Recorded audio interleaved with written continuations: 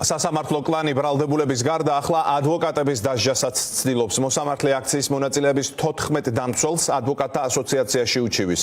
საქმე ეხება რეზონანსულ სხდომას, როცა მოსამართლე ირაკლი ხუსკივაძემ გადავსებული დარბაზი პრინციპულად არ შეცვალა უფრო დიდი სივრცით.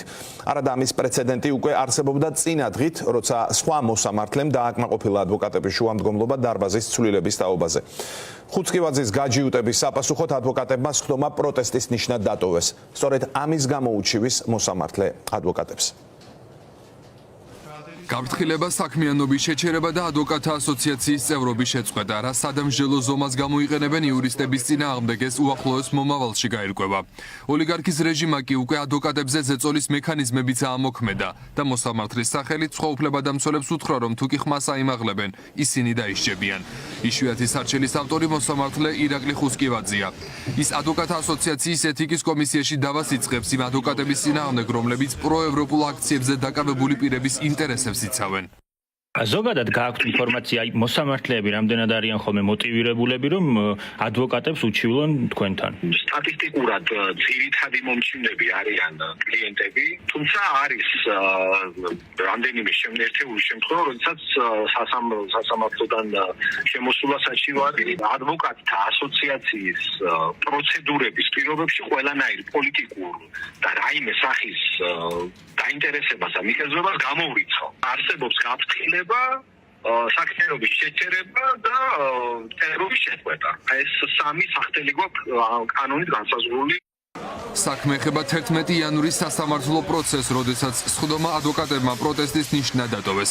მიზეზად დარბაზის სიმცირე დასახელდა, რის გამოც ბრალდებულებს ადვოკატებსა და დამსწრეებს სუნთქვა უჭირდათ და შეუძლებელი იყო მუშაობა. შექმნილი ვითარების გამო შეუძლოდ გახდა ერთ-ერთი დაკავებული ირაკლი მიმინოშვილი. სასწრაფო სამედიცინო დახმარების ექიმებმა მიმინოშვილის ჯანმრთელობის ცნობაში ჩაწერეს, რომ მან გონება სავარაუდოდ უჰაერობის გამო დაკარგა.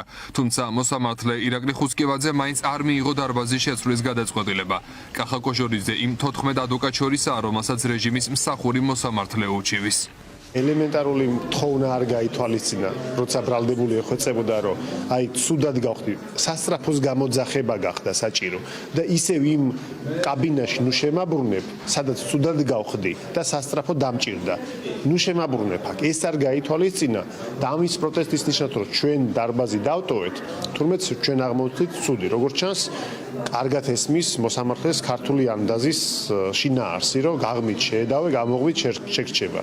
თავად დაარღვია ყველაფერი და ჩვენ რომ ბრალდებულების ინტერესების დასაცავად ნაბიჯი გადავდგით, ეს დარღვევა ჩაგვითვალა. პოლიტიკური დავალებების შემსრულებელი მოსამართლე განცხადებაში ადვოკატების არასათანადო ქცევაზე საუბრობს, თუმცა იურისტები ამბობენ, რომ გადაცდომა არ ქონიათ და დარბაზი პირველად მოსამართლემ დატოვა. სხდომა კი მოგვიანებით კანონის დარღვევით სახაზინო ადვოკატების მონაწილეობით წარმართა. ეთიკის საბჭოსთვის გაგზავნილ განცხადებაში ხუსკივაძე მხოლოდ იმ მუხლებს უთითებს, რომელიც დარბაზიდან გაძევებას გულისხმობს. აუცილებლად წერილობით პოზიციას წარმოადგენთ ბატონი ირაკლი ხუსკივაძის პოზიციას, სადაც რა თქმა უნდა დეტალურად შევეხებით როგორც ორგანული კანონის მოთხოვნებს, ასევე მოსამართლის რავალდებულებები იყო და რა ნაწილში მიაჩნია მოსამართლეს, რომ არის დარღვეული დაცვის უფლება 19 წელია საადვოკატო პრაქტიკას ვახორციელებ. მთელი 19 წლიანი პრაქტიკის მანძილზე დავით ჭიკაიძეზე ადვოკატზე ასეთი ტიპის საჩივარი ეთიკის კომისიაში არ არის შეტანილი და არც ერთ ჩემ კოლეგაზე, რომლებიც კონკრეტულად ამ საქმეში მონაწილეობენ. საგულისხმოა ისიც, რომ ადვოკატებმა ბრალდებულების დაცვაზე უარი არ თქვეს და სასამართლოს კანცელარიას შესაბამისი განცხადებითაც მიმართეს, რომ დარბაზში ყოფნა ღირსების შემლახავი იყო. პროევროპულ აქციებზე დაკავებული მოქალაქეების უფლებადამცველები აცხადებენ, რომ კლანის სურვილია სინდისის პატიმრების სასამართლო სხდომები მათი მონაწილეობის გარეშე ჩატარდეს. საქართველოს სისხლის სამართლის საპროცესო კოდექსის 95 მუხლის მესამე ნაწილით აქვს ეს განხორციელებული ეს ქმედება, რაც ითვალისწინებს, რომ თუ მოხდა დაარღვია წესრიგი ადვოკატმა და ადვოკატი არის გაძევებული სხდომის დარბაზიდან. ჩვენ არც ერთი ადვოკატი გაძევებული და არც ბრალდებული გაძევებული არ იყო საერთოდ სხდომის დარბაზიდან. ანუ სამართლებრივი პრობლემაც არის ის, რომ საერთოდ მოთხოვნა არასამართლებრივად არის ჩამოყალიბებული. თვითონ თავის მიერ ჩამოყალიბებული საჩივარი, რომელიც მიმართა ადვოკატთა ასოციაციას ეთიკის კომისიას, ისიც კი დარღვევით არის შევსებული. დისციპლინური გადაცნობის საკითხს ადვოკატთა ასოციაციის ეთიკის კომისია იხილავს. კომისია 15 წევრისგან შედგება.